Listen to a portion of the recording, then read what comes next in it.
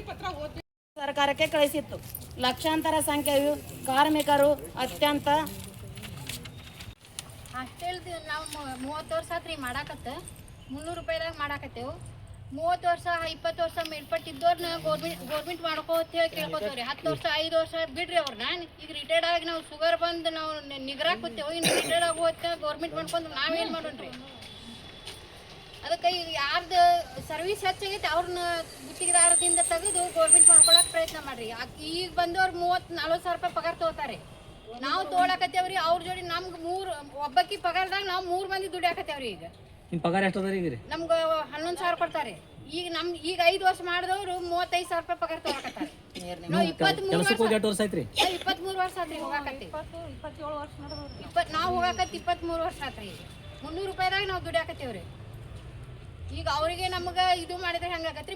ಈಗ service ಆದವ್ರನ್ನ ತುಂಬ್ಕೊಂಡ್ರಿ retired ಆಗೋ time ಕರೆ ಇಷ್ಟು ಆತ ನಮ್ಮ ಸಂಬಳ ನಮ್ಮ ಗೌರ್ಮೆಂಟ್ ಆತ ಅನ್ನೋದವ್ರೆ ನಾವು ಮಾಡ್ಕೊಂಡು ಹೋಗ್ತೇವೆ. ಈಗ ಹಿಂದಿತ್ತವ್ರನ್ನ 5 ವರ್ಷ ಇದ್ದವ್ರನ್ನ 10 ವರ್ಷ ಇದ್ದವ್ರನ್ನ ಇಷ್ಟ್ರೂ ಪರ್ಮಿಟ್ ಮಾಡ್ಕೋತಂದ್ರೆ ಅಲ್ರಿ. ಅದು ಮುಂದಿತ್ತವ್ರದಾರೆ ಮಾಡ್ಕೊಂಡು ಹೋದ್ರೆ ನಡೀತೈತ್ರಿ. ನಮ್ಗತ್ತೆ ಅವ್ರದ್ದು ಸರ್ವಿಸ್ ಆತಂದ್ರೆ ತುಂಬ್ಕೊಳ್ಳಲ್ರಿ, ಬ್ಯಾಡ ಅನ್ನಂಗಿಲ್ಲ. ರೇಣುಕಾ ರಮೇಶ್ ಎಂಬುದೇರಿ, ಕೋಲಾರ. ಕಳೆದ 30-40 ವರ್ಷದಿಂದ ದುಡಿದವರು ಇಲ್ಲದಾರ, 20 ವರ್ಷದಿಂದ ದುಡಿದವರು ಇದಾರೆ. ಸರ್ಕಾರಕ್ಕೆ ಇಲ್ಲಿರೋರ್ನೇ ಪರ್ಮನೆಂಟ್ ಮಾಡ್ಕೋರಿ.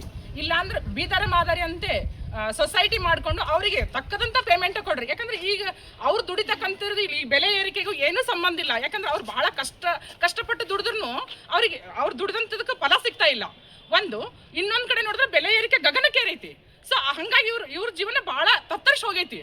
ಅದಕ್ಕೆ ನೋಡಿ ನೀವು ಈ ಬಜೆಟ್ನಲ್ಲೇ ಕಳೆದ 3 ಬಾರಿ ಮೀಟಿಂಗ್ ಆಯ್ತು. ಆದ್ರೂ ಅದು ಏನು ಎಂತ ಅಂತ ನಮ್ಗೆ ತಿಳಿತಾ ಇಲ್ಲ. ಸೊ ನಾವು ಹೋದ ವರ್ಷ ಏಪ್ರಿಲ್ ಅಲ್ಲಿ ಬೆಂಗಳೂರಿನಲ್ಲಿ ಪ್ರೊಟೆಸ್ಟ್ ಮಾಡೀವಿ. ಸುಮಾರು ಒಂದು 4-5 ಸಾವಿರ ಜನ ಇದ್ದೇವೆ ನಾವು ಆ ಪ್ರೊಟೆಸ್ಟ್ ಅಲ್ಲಿ. ಬಟ್ 7 ವರ್ಷದಿಂದ ವೇತನ ಪರಿಶೀಲನೆ ಆಗಿರ್ಲಿಲ್ಲ. ಇವಾಗ ಪರಿಶೀಲನೆ ಮಾಡಿದ್ರೆ ಇನ್ನೂ ಕೊಡ್ತಾ ಇಲ್ಲ. ಅದು ಏನು ಅಂತ ನಮ್ಗೆ ಈಗ ಈ ಉತ್ತರ ಬೇಕು. ಸೊ ಅದಕ್ಕಾಗಿ ನಾವು ಈ ದಿನ ಪ್ರೊಟೆಸ್ಟ್ ಹಾಕೊಂಡ್ವಿ. ಈ ಬಜೆಟ್ ಅಲ್ಲೇ ನಾವು ಬಜೆಟ್ ಮೀಸಲಿಡಿ ಅಂತ ಕೇಳಕತ್ತೀವಿ. ಇಷ್ಟೇ. ವೇತನ ಇದೇ ಸಲ ನೀವು ಜಾಸ್ತಿ ಅಲ್ಲ, ನಾವು ಪ್ರತಿ ಸರಿನೂ ಕೇಳ್ತಾ ಇದ್ದೀವಿ. ಸರ್ಕಾರದಲ್ಲಿ ಆದೇಶ ಇದೆ, 3 ವರ್ಷಕ್ಕೊಮ್ಮೆ ವೇತನ ಪರಿಷ್ಕರಣೆ ಆಗ್ಬೇಕಂತ ಆದೇಶ ಇದೆ. ಆದೇಶ ಉಲ್ಲಂಘಿಸಿ ಈಗ 8 ವರ್ಷ, ಕಳೆದ ವರ್ಷಕ್ಕೆ 7 ವರ್ಷ ಆಗಿತ್ತು, ಈಗ 1 ವರ್ಷ ಆಯ್ತು ಮತ್ತೆ ನಾವು ಪ್ರೊಟೆಸ್ಟ್ ಮಾಡಿ. ಈಗ 8 ವರ್ಷ ಆದ್ರೂ ಇನ್ನೂ ವೇತನ ಪರಿಶೀಲನೆ ಆಗಿಲ್ಲ. ಒಂದು ಕಡೆ ಆದ್ರೂ ಈಗಿರೋ ಬಂಡವಾಳಶಾಹಿ ವ್ಯವಸ್ಥೆಯಲ್ಲಿ ಅದು ಅವರು ಇದು ಫೈಟ್ ಮಾಡಕ ಅಂದ್ರೆ ಇಷ್ಟು ಕೊಟ್ರೆ ನಾವ್ ಹೆಂಗ್ ಕೊಡೋನು ಅಂತೇಳಿ ಅವ್ರು ಫೈಟ್ ಮಾಡಾತಾರ್ರಿ. ಸೊ ಅದಕ್ಕಾಗಿ ನಮ್ದನ್ನ ಮುಂದುವರ್ಸ್ಕೊಂಡು ನಮ್ದೇನ್ ವೇತನ ಪರಿಶೀಲನೆ ಅದು ಪರಿಶೀಲನೆ ಮಾಡಿ ನಮ್ಗೆ ತಕ್ಕ ವೇತನ ಕೊಡ್ರಿ, ನಮ್ಗೆ ಪರ್ಮನೆಂಟ್ ಮಾಡ್ಕೊಡ್ರಿ. ಆಮೇಲೆ ಸಮಾನ ಕೆಲಸಕ್ಕೆ ಸಮಾನ ವೇತನ ಕೊಡ್ರಿ. ಒಂದು ಕಡೆ ಪರ್ಮನೆಂಟ್ ದವರು ನೇರ ನೇಮಕಾತಿ ಮಾಡ್ಕೊಂಡವ್ರನ್ನ ತಗೊಂಡಿರ್ತಾರ. ಸೊ ಅವ್ರು ಏನ್ ಕೆಲಸ ಮಾಡಲ್ಲ, ಆದ್ರೂ 45 ಸಾವಿರ ರೂಪಾಯಿ ಸಂಬಳ ತಗೋತಾರ. ಇವರು ಚಂದನ 6 ಗಂಟೆಗೆ ಹೋಗಿ ರಾತ್ರಿ 6 ಗಂಟೆ ತನ ಸಂಜೆ 6 ಗಂಟೆ ತನ ದುಡಿದ್ರು ಇವ್ರಿಗೆ ಅದೇ 10 ಸಾವಿರ 11 ಸಾವಿರ 12 ಸಾವಿರ ಪುಡಿಗಾಸಲ್ಲಿ ದುಡಿಸ್ಕೊತಾ ಇದಾರೆ. ಇದು ಸರ್ಕಾರಕ್ಕೆ ನಾವು ಕೇಳ್ಕೊಳ್ಳೋದು ಇಷ್ಟೇ.